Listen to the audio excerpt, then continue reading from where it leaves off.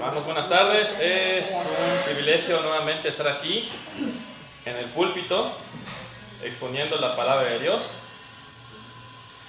Honestamente, últimamente que he estado estudiando y aprendiendo la palabra de Dios, me he sentido más temeroso de estar aquí parado. La verdad que le decía al pastor Jerry que últimamente le he estado huyendo realmente estar aquí detrás.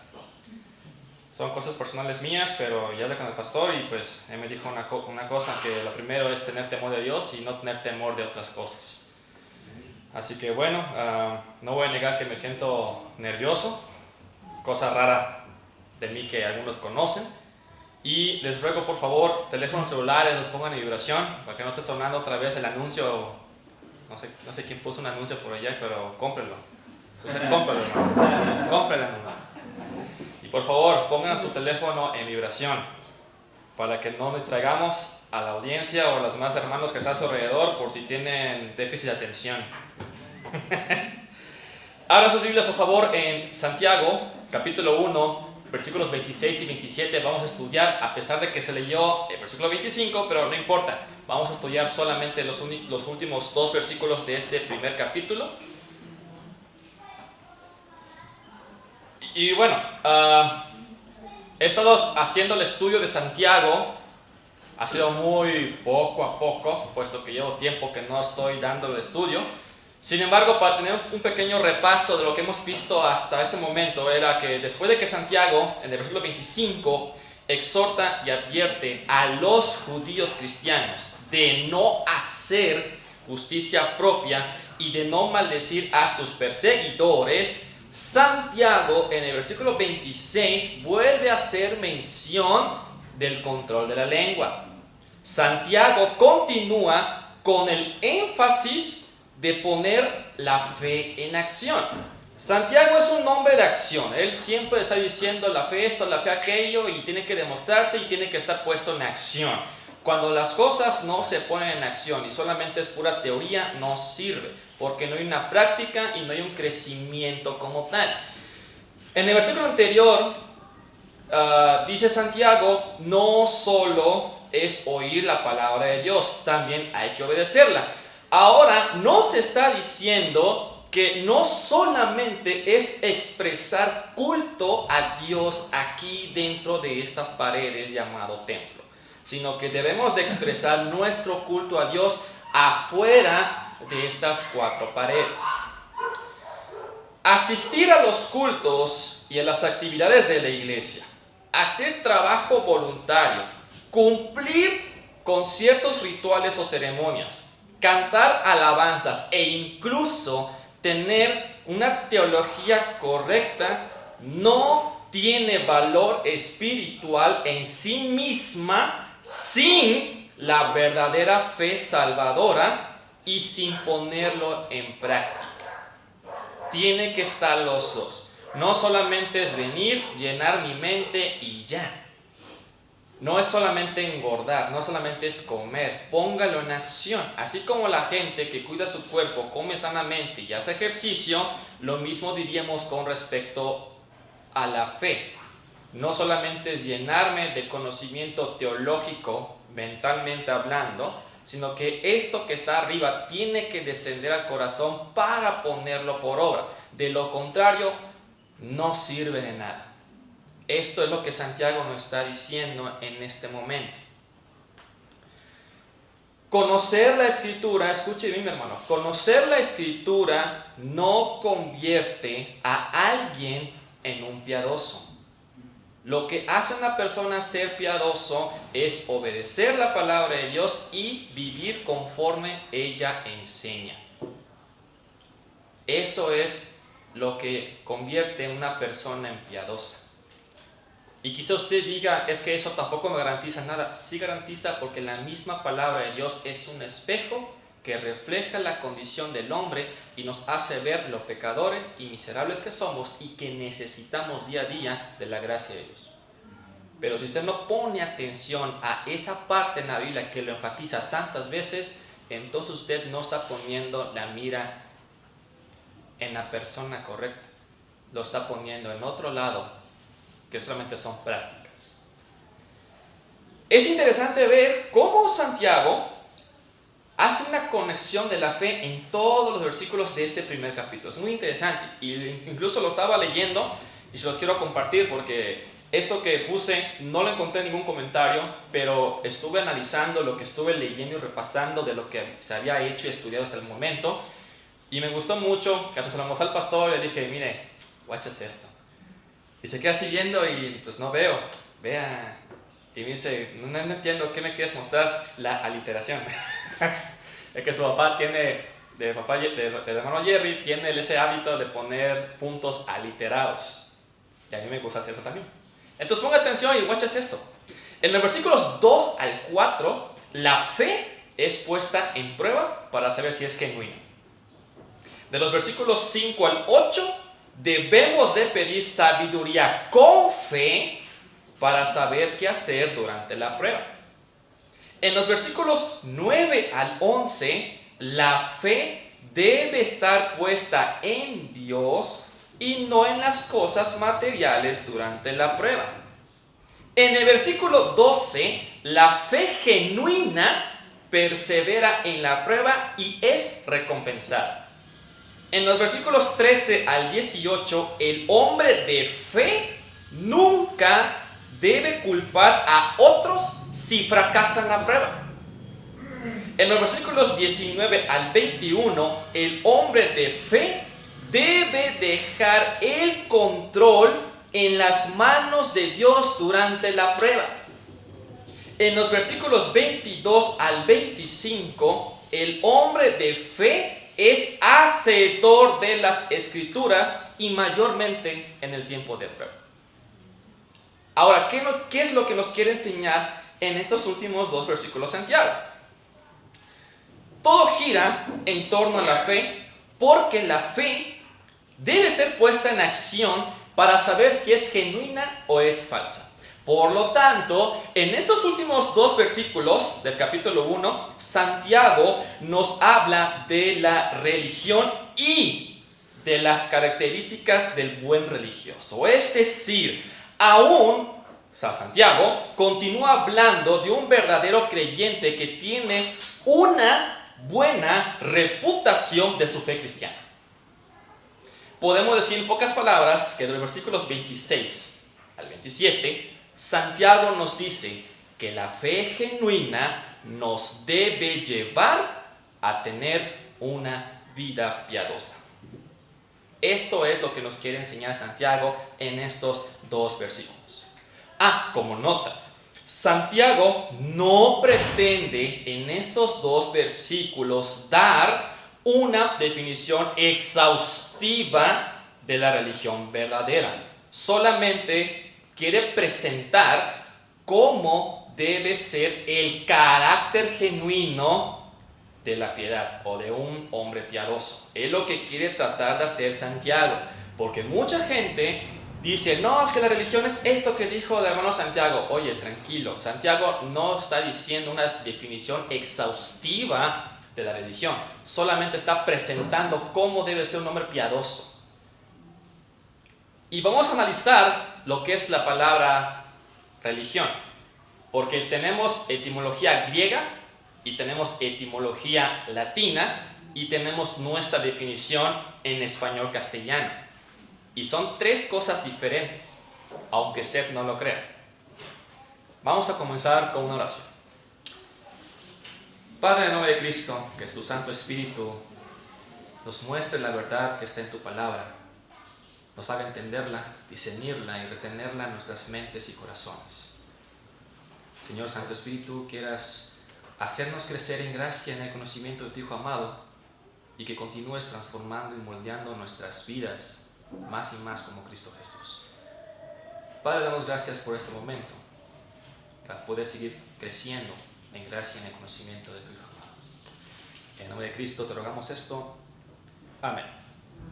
Empezamos con el versículo 26 que dice: si alguno se cree religioso entre vosotros y no refrena su lengua, sino que engaña su corazón, la religión de tal es vana. Si alguno se cree Hay ciertas palabras claves que vamos a analizar en su idioma original porque es muy importante que las analicemos para poder entender mejor lo que Santiago nos quiere dar a entender. Empezando con la palabra se cree. La palabra se cree en el griego es dokei. Dokei significa suponer o pensar. Luego dice religioso entre vosotros. La palabra religioso es un derivado de la palabra religión. La palabra religión aquí en el griego es treskeia. Escuche bien, la palabra religión en el griego aquí es treskeia. ¿Qué es eso? Ok, diversos autores de léxicos griegos, recuerden, no es lo mismo un diccionario a un léxico. El diccionario solamente me dice la traducción de la palabra, pero un léxico me explica el sentido y el uso de la palabra según el contexto y según la circunstancia o cultura o situación geográfica. En este caso, hay autores de léxicos griegos que dicen que esta palabra treskeia es muy difícil de definir. Y como es difícil de definir, en su mayoría han dicho como de resumen que son actos externos que muestran compromiso con algún ser divino. Y ellos ponen énfasis con algún ser divino porque no necesariamente religión es exclusivo de la iglesia, porque hay diversas religiones, diversas sectas. Entonces, así lo ponen en resumen varios autores de léxicos griegos. En otros léxicos griegos, autores dicen que esta palabra treskeia está muy asociado con la palabra piedad. Por lo tanto, si está muy asociado con la palabra piedad, podemos decir entonces que un religioso es un piadoso y que religión es piedad. Vamos a sustituir esas palabras cuando lo veamos en estos versículos para que lo podamos entender mejor. Cada vez que usted lea de nuevo un religioso, cámbialo y ponga piadoso. Y cuando vea la palabra religión, cámbialo y ponga piedad. Ojo, para aquellas personas que no saben qué es la piedad se define como la forma de vivir que agrada a Dios. Esa es la piedad, la forma de vivir que agrada a Dios. ¿Y cómo podemos saber cómo agradar a Dios? Está en su palabra. Si usted quiere saber cómo agradar a Dios, estudie, medite y aplique la palabra de Dios en su vida, y de esa forma usted va a agradar a Dios. Esa es la piedad. Entonces recuerde, cada vez que veamos la palabra religión, ponga piedad, y cuando venga religioso, ponga piadoso. ¿Pero por qué? Ahí lo voy a explicar. Un dato muy interesante, y quiero que pongan mucha atención. En la versión Vulgata o Sacra Vulgata, que es la que utilizaban los católicos, la palabra religión en el latín es religio. Mientras que en el griego es treskeia, aquí en el latín, en la versión Vulgata, es religio. ¿Pero qué es eso? Ok, tenemos un problema. Según estudiosos del griego, no existe, escuche bien, según estudiosos del griego, no existe una palabra equivalente en latín. Es decir, no existe una palabra que diga de treskeia a traducido al latín. Es lo que están diciendo supuestamente estudiosos del griego. No podemos traducir treskeia, que es griego, al latín, que es religio. No se puede. Incluso hay quienes dicen que treskeia es sinónimo de eusebia, que eusebia es piedad, lo que mencioné anteriormente, que piedad es la forma de vivir que agrade a Dios. Hay un conflicto en esa traducción. Y ahora voy a explicarles qué es religio. Hay dos interpretaciones o significados que puede significar religio o religión en el idioma latín. Primera definición. El término religión o religio proviene del verbo relegere, y que significa supuestamente tratar con cuidado. Es la primera definición que supuestamente dice, tratar con cuidado. ¿Por qué dicen que voy a tratar con cuidado? A ver, les explico. La religión, supuestamente, de acuerdo a Cicerón, un político romano del tiempo antiguo, la religión es un conjunto de ceremonias y actos sagrados cuyo éxito depende de la exactitud con que se realice, con que se practica. Dicha definición tiene el sentido o el sentimiento de tener temor, cuidado y observancia de la propia conducta que Dios demanda a los suyos. Por eso es tratar con cuidado. Porque estamos haciendo las cosas con cuidado y observando qué es lo que Dios quiere. La segunda definición de religio en latín deriva del religare, que significa estar atado o estar unido a.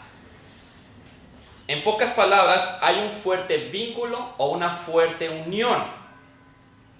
Por lo tanto, si hay un fuerte vínculo o una fuerte unión, diríamos entonces que el cantante Maná tuvo razón cuando él cantó en una de sus canciones que ella es mi religión, porque Maná daba a entender que había un vínculo intenso que tenía con cierta persona. En este caso, si tomamos en cuenta las dos definiciones en latín con respecto a religión, es cierto que debemos tratar con cuidado las cuestiones, en este caso de la escritura, porque no estamos tratando con cualquier deidad. Digo en énfasis porque mucha gente inventa las deidades. Hablamos con un Dios santo, santo, santo, que demanda santidad, porque Él es santo y quiere que tenemos una vida santa. Y también tenemos un vínculo muy fuerte con Dios. Cada vez que una persona diga, no, es que Cristo no es religión, Cristo es una relación, o una de dos, o este compa no estudió realmente la etimología correcta de la palabra religión, o simplemente no investigó una definición bien chafa del diccionario secular y no entendió lo que es la definición correcta. Las veces que me ha tocado hablar con una persona acerca de Cristo, por ejemplo con mis clientes, cuando se da la oportunidad, me dicen, es que tú hablas de una religión. Sí, yo hablo de una religión, pero no una religión de prácticas y normas de qué hacer y qué no hacer. Y les digo, ¿tú entiendes lo que es la definición correcta y etimológica de la palabra religión? Y me dicen, no. Entonces ahí está el problema. Porque yo no vengo a presentarte prácticas, vengo a presentarte una persona para que tú tengas una relación y una unión con esa persona, quien es Cristo Jesús. Así es como uno debe decir a la persona. Y sí, vengo a hablarte de una religión, que tengas una religión, una relación intensa con el Señor Jesús. Esa es la forma de voltear la situación y cambia totalmente.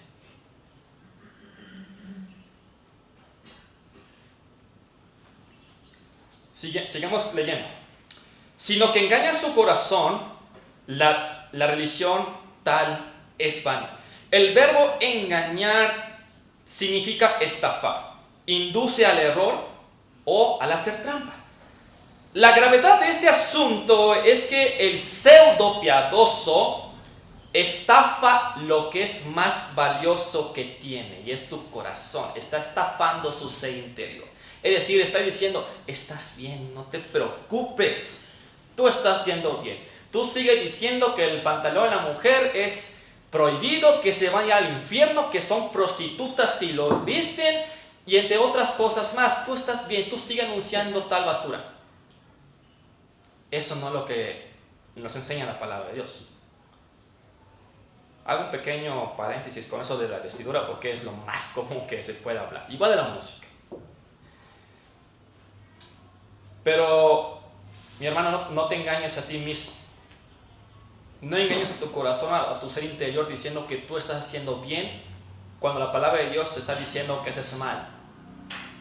Por eso dije, que la palabra de Dios es un espejo que nos muestra nuestra condición real y quién es la solución.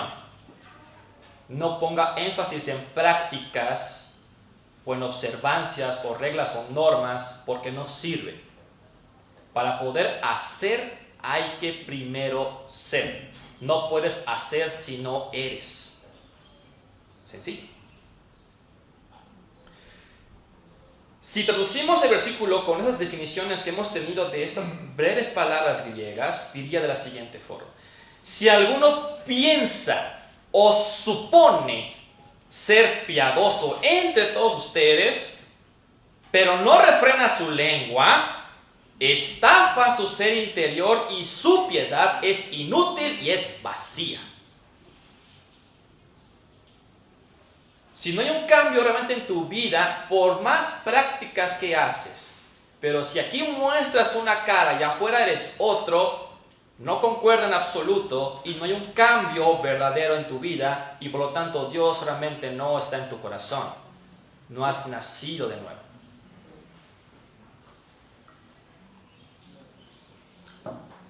Pero no olvide lo que mencioné. Aquí Santiago hace énfasis por segunda vez de la lengua. Pero ¿qué tiene que ver la lengua con la piedad? ¿Qué tiene que ver la lengua con el hecho de ser un hombre piadoso? Tiene mucho que ver. Santiago nos ha dejado varias evidencias para reconocer a un pseudo piadoso por su estilo de vida.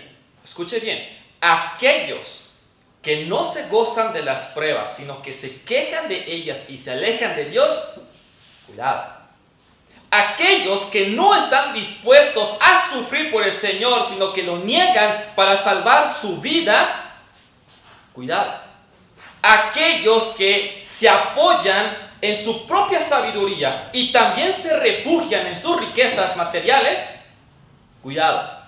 Aquellos que no aplican la palabra de Dios en sus vidas y mayormente en la prueba, cuidado. Y hago énfasis de mayormente en la prueba porque en los tiempos de paz es tan fácil aplicar la palabra de Dios. Pero cuando llega la turbulencia, la tormenta, las sacudidas, los temblores, ahí es en donde se va a reflejar si verdaderamente eres un nacido de nuevo o no lo eres. Aquellos que culpan a otros de su fracaso espiritual, cuidado. Y aquellos que tienen lenguas incontrolables, cuidado. Una lengua sin freno es solo un ejemplo de una piedad inútil y vacía. Cualquier conducta que no esté conforme a la fe cristiana es indigna. No sirve. Cualquier conducta que no esté de acuerdo a la fe cristiana es inútil. Por supuesto, entiendo y sé que estamos en un proceso de santificación progresiva. Eso lo entiendo. Pero no se justifique diciendo, es que así soy y Dios así me hizo y estoy en proceso de cambio. Porque no es así. Hay gente que se justifica. Como por ejemplo, hay ciertas personas que provocan enojo porque no están a tiempo o no están listos cuando se les pide estar listos y dicen, mi hermano tienes que amarme así, porque el amor no funciona así. Mi hermano, entiendo y sé que bajo este cuerpo, esta carne, somos propensos a fallar y errar y a pecar. Lo entiendo. Pero no usemos esa debilidad del hombre como justificante para seguir errando y errando y errando. Porque hay gente que se apoya en eso y no hay un cambio. Yo en lo personal, hay cuestiones en mi vida que me cuesta mucho trabajo corregir y entiendo también que no son mis fuerzas, eso lo entiendo. Y entiendo que no soy yo quien hace el cambio, también lo entiendo, sino que es Dios quien hace el cambio en mí. Pero como dijo Pablo, hay una lucha constante entre la carne y el espíritu. ¿Y a quién vas a alimentar más, a la carne o al espíritu? Yo, por ejemplo, batallo mucho con la ira. Yo soy muy iracundo, soy bien colérico. Hasta me dieron un libro que estoy leyendo que está muy interesante, que sí me ha servido, porque incluso lo he aplicado con mi madre, porque tuvimos un conflicto. Incluso mi hermana me dio un consejo y me hizo abrir los ojos.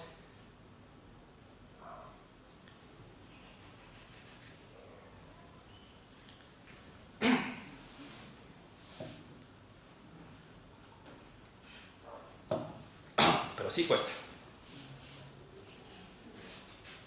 Muy bien.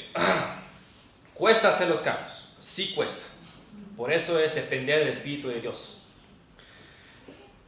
Si la lengua no está controlada por Dios, es un indicador, escuche bien, si la lengua no está controlada por Dios, es un indicador seguro de que tampoco su corazón está controlado por Dios. ¿Por qué motivo? Y me voy a basar en Mateo 12, 34, 37 y abra su Biblia, por favor. Mateo 12, 34 y versículo 37. De la abundancia del corazón habla la boca. Por tus palabras serás justificado y por tus palabras serás condenado. De la abundancia del corazón. ¿Qué hay en tu corazón realmente? Amargura, odio, desenfreno, lujuria. ¿Qué hay en tu corazón de tal manera que tu boca esté hablando? Mateo 12, 34 y 37. Está la mitad del versículo. Mateo 12, 34 y 37. Nada más para que anote.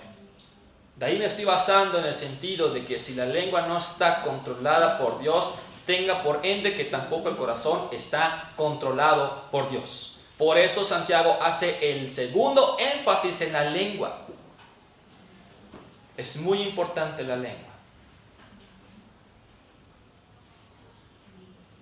Versículo 27. La religión pura y sin mácula delante de Dios el Padre es esta: visitar a los huérfanos y a las viudas en sus tribulaciones y guardarse sin mancha del mundo. La religión pura y sin mácula delante de Dios el Padre.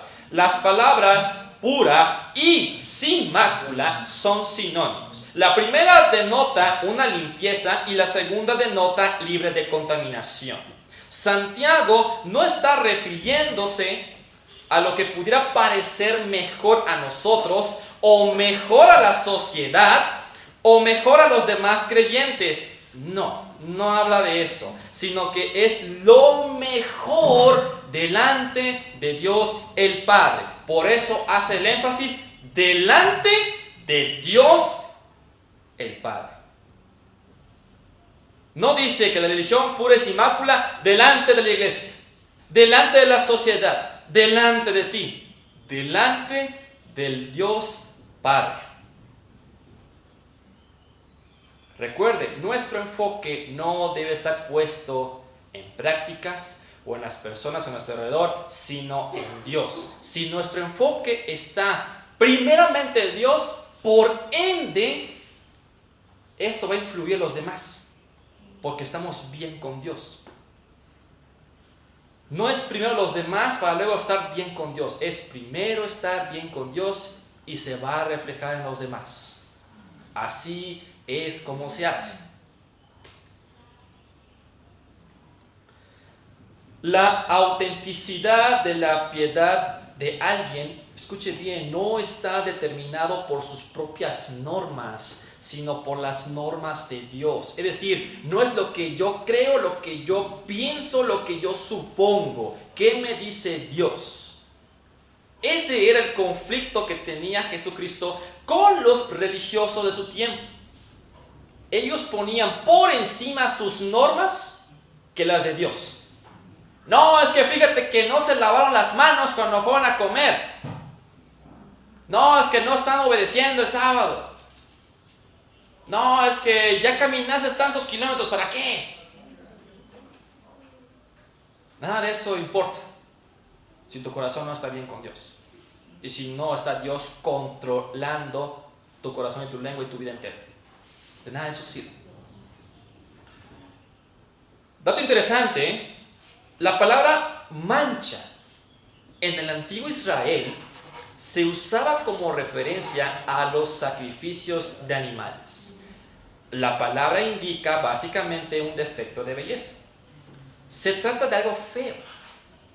que afecta la hermosura y el valor de una cosa, de una persona o de una acción. Un animal con mancha no servía para ser ofrecido en sacrificio a Dios. Dice Pablo que seamos un sacrificio vivo. ¿Estamos realmente sin mancha delante de Dios para ofrecernos día a día? Esa es la pregunta que tiene que hacerse personalmente. Qué interesante, esas conexiones de la palabra de Dios. Nada se contradice. Cuando es algo de Dios, nada es contradictorio. Qué impresionante. La verdadera piedad es aquella que está de acuerdo con la palabra de Dios. Es obvio que el énfasis de Dios no está en los rituales o en las prácticas religiosas o en prácticas ceremoniales, sino en una vida recta que glorifique el nombre de Dios. Visitar a los huérfanos y a las viudas en sus tribulaciones. La palabra visitar, esto es muy importante y quiero que pongan mucha atención porque es muy interesante esto que aprendí y me quedé maravillado. La palabra visitar viene de la palabra griega que significa episketomai. Episketomai. Para las personas que me están entendiendo con respecto a esta palabra en griego, ya sabrán qué conexión tiene. Si no lo sabe, ahí les voy. Episketomai. Dicha palabra significa mucho más que una visita para conversar. Hermano, ¿cómo está? Hermana, ¿cómo está? Es mucho más que una conversación. ¿Qué implica esta palabra? Conlleva la idea de preocuparse por otros, poner en práctica la provisión y ayudarlos en cualquier forma que se necesite. Es decir, una ayuda en acción. No es nomás de que pregunto, ¿cómo estás? Ah, todo bien, chido. No. Hay que llevar en acción. Esta palabra episketomai es muy interesante porque deriva de la palabra griega episcopos. ¿Y qué es un episcopo? ¿Quién lo sabe? Un pastor, escuché por allá, un obispo. En pocas palabras, ¿implica eso que hagamos una labor pastoral? Claro, pero eso de labor pastoral no implica que ya eres pastor o pastora. Ah, claro, No de que, ay, el hermano me dijo que soy pastora, no. Labor pastoral, labor de cuidar, de proteger, de sobreveer, de ver que estés bien, que estemos supervisando. Eso implica también que debemos supervisarnos unos a otros, claro. No solamente es labor únicamente del pastor principal, aquel que se le impusieron las manos en ordenación. Implica también hacer una labor pastoral unos con los otros, de protegernos, de cuidarnos, de supervisarnos, de sobreveernos, de suplir. A eso se refiere Santiago. No es nomás una mera visita, echar el chisme, un vaso de coca y ya. Implica mucho más que eso.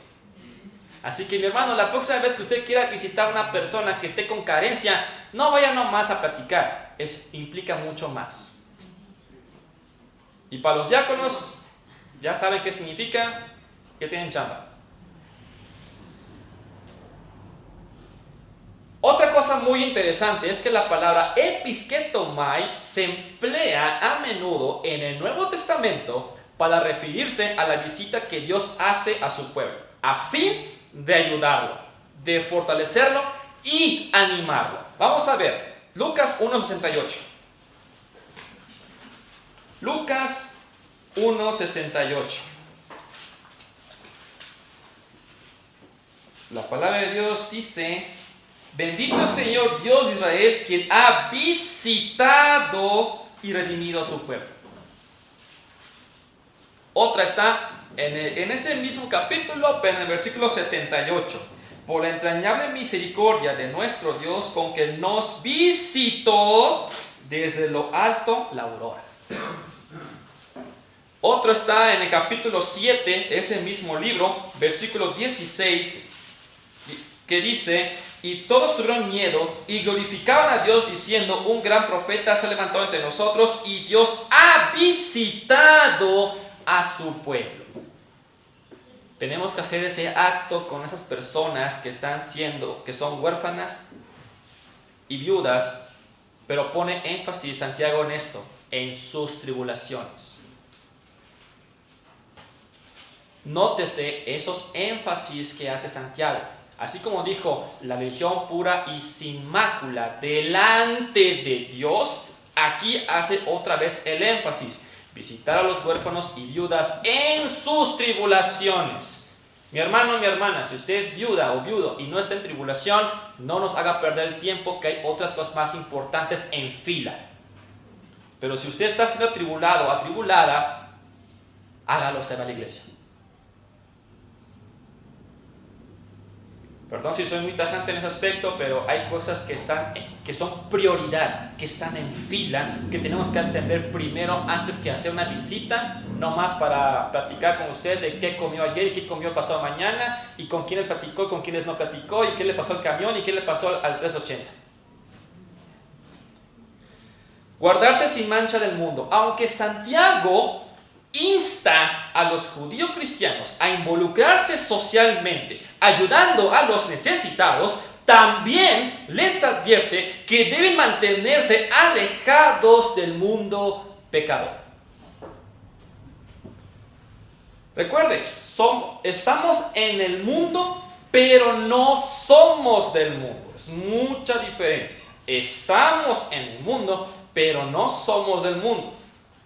Somos militantes en este mundo, pero no pertenecemos a este mundo, sino que nosotros pertenecemos a algo celestial, y es el cielo.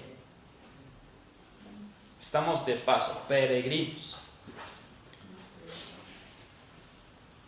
¿Acaso significa que usted tiene que aislarse del mundo para no involucrarse de ninguna manera? Ya lo mencioné. Ellos están en el mundo, pero no son del mundo, de acuerdo a Juan 17:14. Por lo tanto, no debemos imitar la conducta del mundo, sino que debemos practicar la piedad. Debemos poner por obra la piedad, la fe cristiana. ¿Qué es lo que dice la palabra de Dios? ¿Qué es lo que le agrada a Dios? Hago mucho énfasis de ello. ¿Qué es lo que le agrada a Dios? Cada vez que usted vaya a tomar una decisión de algo muy difícil, pregúntese: ¿qué es lo que Dios quiere que se haga en esta situación? Y si usted no sabe la respuesta, buscándolo en la palabra de Dios, consulte con un hermano maduro en la fe para que le dé un consejo.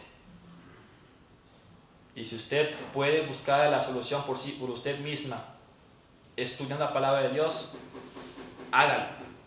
Estúdielo, está a su alcance de poder hacerlo. Algo interesante con este versículo es que la amonestación de cuidar a los huérfanos y a las viudas expresa un hebraísmo. ¿Qué es un hebraísmo? Un hebraísmo son palabras o frases que únicamente entendería un judío o un hebreo. Nosotros no somos judíos, no somos hebreos. Por lo tanto, cuando hace el énfasis Santiago: ¡hey! Mis hermanos judio-cristianos, ustedes tienen que visitar a los huérfanos y a las viudas en sus tribulaciones. De primera instancia, este mandato, Santiago se los dice a los judio-cristianos, porque la carta fue escrita a los judio-cristianos, no a nosotros que somos gentiles. Sin embargo, hay cuestiones que son principios que podemos aplicar como gentiles de la iglesia. Y además, que de ser un hebraísmo, era algo muy conocido entre los judíos, e incluso es un mandato de Dios a los judíos. Claro que en nuestro caso se nos pide que tengamos en consideración a la viuda para poder sustentarla siempre y cuando esté sola. Si no está sola porque tiene alguien, pariente cercano, que la pueda sostener, no se toma en consideración en la lista para sostener a la viuda. Eso Pablo lo menciona con respecto a la iglesia. Vamos a ver qué nos dice, por ejemplo, en Deuteronomio 14:28. Deuteronomio 14:28. La palabra de Dios dice de la siguiente forma: al fin de que cada 3 años sacarás todo el diezmo de tus productos de aquel año y lo guardarás en tus ciudades. Y 29. Y vendrá el levita que no tiene parte ni heredad contigo, el extranjero, el huérfano y la viuda que hubiere en tus poblaciones, y comerán y serán saciados, para que Jehová tu Dios te bendiga en toda obra que tus manos hicieren. Es un mandato de Dios a los judíos. Lo hago énfasis. Luego no quiera ponerse usted talit y poner ahí su yamaka y decir shalom y Hashem Adonai y todo el rollo, porque no somos judíos. Somos cristianos gentiles, no tenemos prácticas judías. Porque mi hermano, shalom, pórtese bien. Vamos a ver qué dice el mismo libro en el capítulo 27, versículo 19. Maldito el que permitiere el derecho del extranjero, del huérfano y de la viuda, y dirá a todo el pueblo: amén, amén, amén. Éxodo 22:22, otro mandato que Dios le hace recordar a los judíos con respecto a los pobres, a los huérfanos y a las viudas. Éxodo 22:22, que dice: a ninguna viuda ni huérfano afligiréis. Dios tiene cuidado de las viudas, de los huérfanos, de los que son atribulados, de los que realmente están padeciendo. De hecho, lo dice en Salmos 68:5 y 146:9, de que Dios tiene cuidado de ellos. En nuestro caso, como aplicación directa a nosotros, escuche bien, como aplicación directa a nosotros, se puede resumir en 2 puntos. Abra su Biblia en Mateo 22:36, por favor. Mateo 22:36.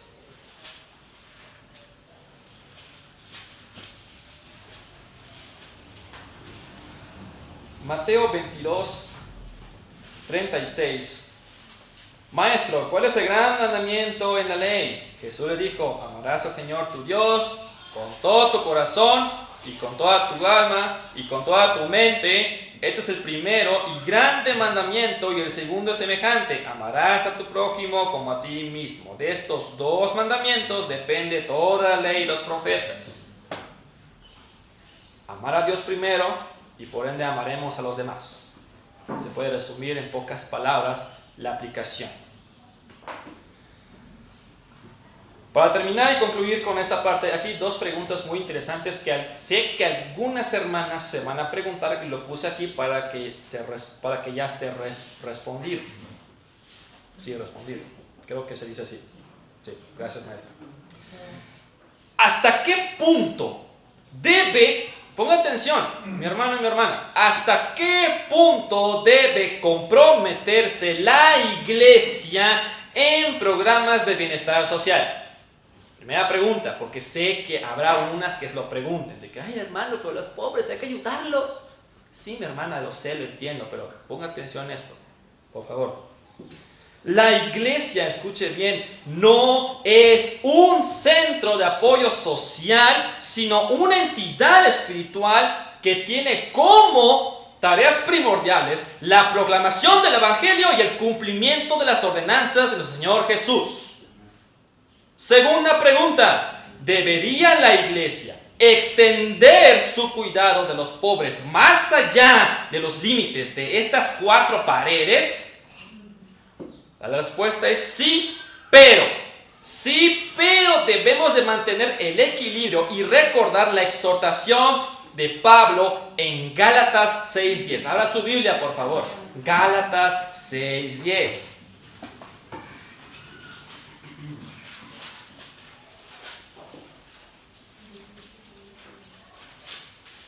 Gálatas 6:10, la palabra del Señor dice así: así que según tengamos oportunidad, hagamos bien a todos, y mayormente ¿a quién?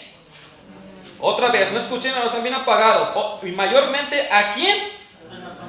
Perfecto, su prioridad es primero la iglesia, su familia espiritual y luego la gente de afuera.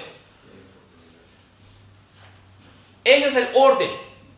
No pretenda querer ayudar a otros, pero cierra su corazón aquí en la iglesia cuando están también padeciendo.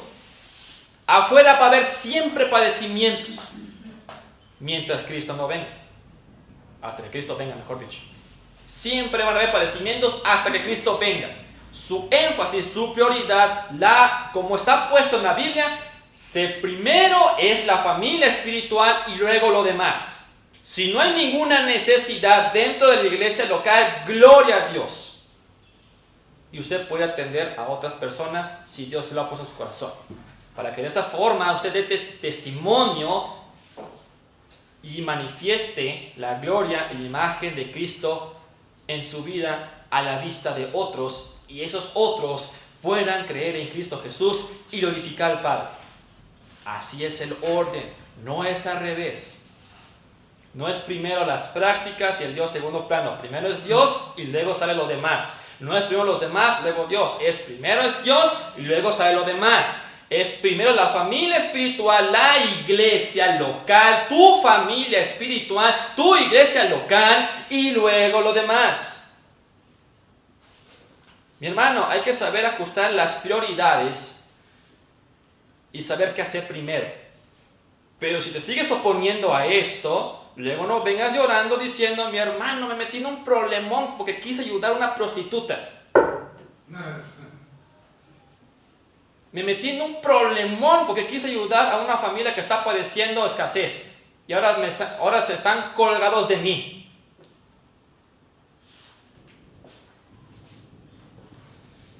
El amor debe ser la manifestación central y visible de la salvación. El amor a Dios no puede separarse del amor a los demás, sobre todo a los otros creyentes y en especial a aquellos que están en tribulación. El que dice ser cristiano y no muestra tal compasión, hay razón para dudar de su salvación. Un corazón verdaderamente redimido se extiende para alcanzar a otros, pero una persona que no tiene compasión por los demás, que no se preocupa en vivir rectamente y cuya satisfacción se halla en su pecado, no puede ser verdadero discípulo de Cristo ni un hijo de Dios. Mi hermano, este es el mensaje de esta mañana. Así que recuerde, si su lengua no está frenada, es porque su corazón no lo controla Dios. No son prácticas. ¿Qué es lo que Dios quiere? ¿Cómo agradamos a Dios? Y cuando hacemos y nos ajustamos a lo que Dios quiere que practiquemos, a lo que Dios le agrada que hagamos, por ende lo demás se va a dar. Si usted estaba haciendo prácticas creyendo que podía engañar a los ojos de los demás, mi hermano, puede usted engañarme porque yo soy un ser mortal y no tengo el juicio o justicia perfecta para evaluarlo. Pero por sus frutos los conoceréis. Y tarde o temprano las consecuencias le van a alcanzar. Así que mi hermano y mi hermana, ajústese a lo que Dios demanda que le agrade y que glorifique su nombre. Si usted ve a una persona, hermano suyo, de la iglesia, siendo atribulado, no le cierre su corazón, sino muéstrele compasión y ese amor de Cristo que haría por los suyos. Vamos a ver. Gracias, Padre, porque eres bueno para con nosotros. Gracias por tu mensaje en esta mañana. Y te ruego, Señor Santo Espíritu, que sigas obrando y transformando nuestras vidas a imagen de Cristo y conforme a su corazón para gloria y honor del Padre. Te damos muchas gracias en Cristo Jesús. Amén.